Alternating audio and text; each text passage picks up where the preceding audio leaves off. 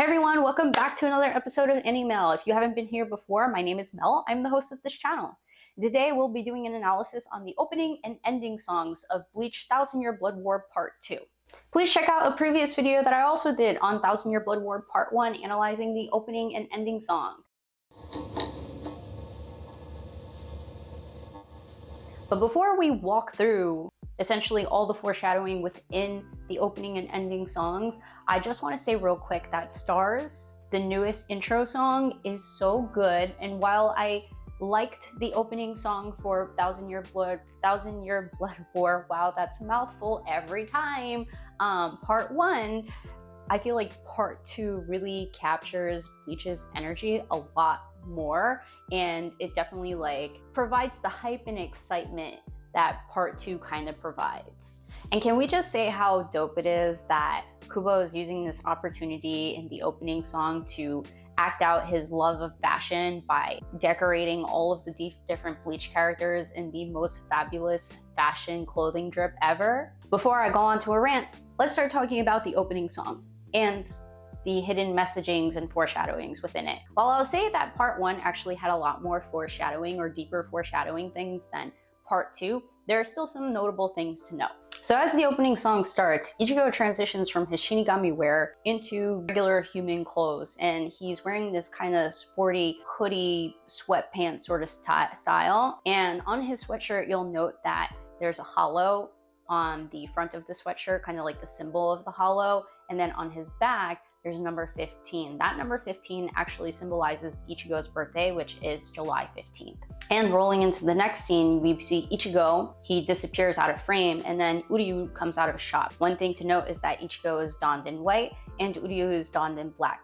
Kind of the reverse of what their battle combat clothes are as a Shinigami and a Quincy. Normally Uryu is wearing white and Ichigo is wearing black.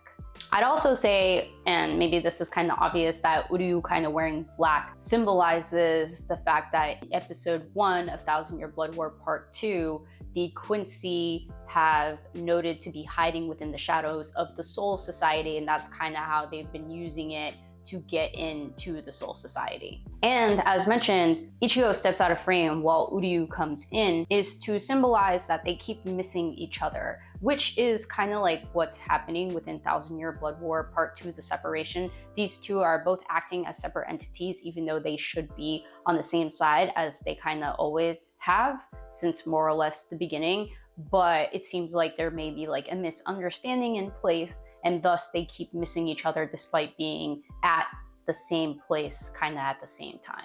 And the following scenes kind of move really quickly. At first, it took me some time to recognize some of the characters, especially when Renji and Rukia are in a cafe. There's this man wearing glasses. I'm like, who the f is that? And I thought about it for a bit after pausing, and I was like, oh, that must be Byakuya. It only naturally makes sense character-wise who would be there. As scenes come to follow, we get to see notably the Shinigami / Soul Reapers and Quincy that will be standing out within this part of Thousand Year Blood War.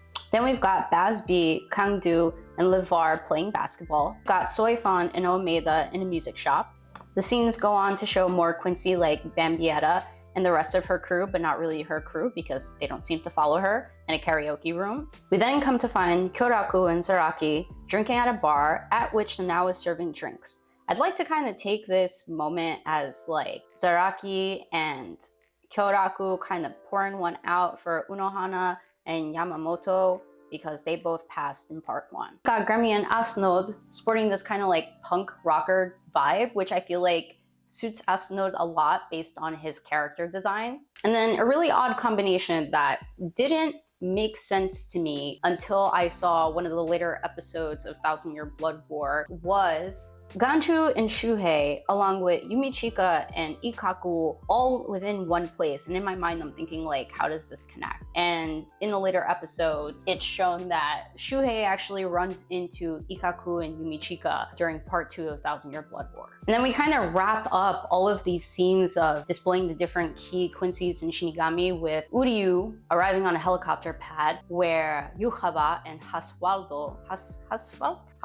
I think it's Hasfalt, are waiting for him to depart, I guess, on whatever part 2 of this war is, and Ichigo actually interrupts and jumps off the cliff with Uryu. And from there, it kind of pops off into this whole sequence of scenes in which Quincy and Shinigami are kind of like paired off in accordance as to how things are actually paired within Thousand Year Blood War Part 2 in terms of fights. In the second half of the opening song, there are some fun things that you should keep an eye out for. While Basby is throwing a basketball at Hitsugaya and Rangiku, if you slow it down and pause really quickly, you'll notice that it says ice on Hitsugaya's shirt and ashes on Rangiku's shirt. This is word association to their Sanpakuto's abilities. When Shinji is facing off with Bambiera, it is just really chaotic from the perspective in which it's conducted, just to kind of allude to how his bankai messes with your own perception. While Asnode is fighting Rukia, she uses kind of this fire extinguisher that emits some foam, but it's kind of like some foam that looks like snow. And after he's covered in all of this, it zooms into Rukia to show kind of her hair has been highlighted in this shimmery white, just a part of it. And this indicates Rukia's bankai and the appearance of her bankai. After all the chaotic fights that we see that will come to pass within Thousand Year Blood War Part 2 between the Quincy and the Shinigami, we come to see Orihime and Chad just isolated from the whole ordeal, and that's due to the fact that they're training in Wekamundo, because quite frankly, they're not up to the task yet to fight these Quincy's. And actually, quite frankly, I don't think they ever will be. As we enter the final aspects of the intro song, or the OP, we see that Zaraki is kind of walking across this bridge and he's holding some flowers in hand, and he kind of drops it off the bridge, denoting again that he's mourning the loss of Unohana. But watching under the bridge is Urahara and Yoruichi, who we may come to see be more involved in the Thousand Year Blood War arc Part 2.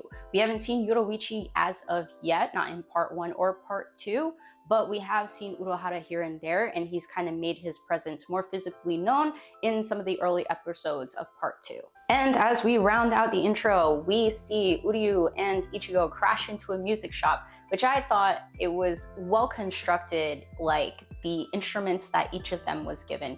Uryu was given a violin, and as you know, the instrument in which you strum a violin with is called a bow, and Ichigo is holding a double-headed guitar, I think that's the word for it, or a double neck guitar, which both allude to the respective weapons that they use, and it kind of flips back to the Soul Society, and they're both wearing their respective battle wear as a Quincy and a Shinigami, and Ichigo is now holding his dual Sanpakutos, and Uryu is now holding his bow and arrow.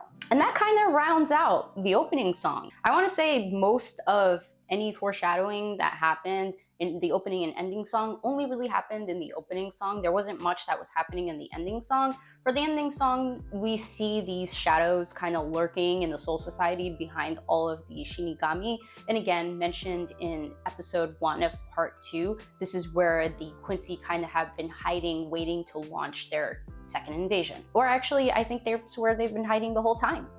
Oh, but at the very end of the ending song, there is this really unclear image of a figure of this person that's kind of blue in this oddly shaped thing that it's slowly zooming in on before it ends the ending song. There's a lot of endings here.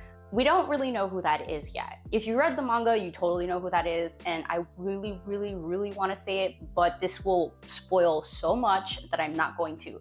Just know that if you're an anime-only viewer, please continue to look out for this figure. They may be revealed in this part if they're using it in the materials for the ending song visuals. But cool! I hope that I pointed out some things that you didn't notice before, and if you did notice them, kudos to you, you have keen eyes. However, that's going to do it for me today. Thank you so much for tuning again as always. I will catch you all next time. Make sure you like, subscribe, comment, or share if you enjoyed this content, and let me know if you'd like to see more of it. I will catch you all next time. Bye!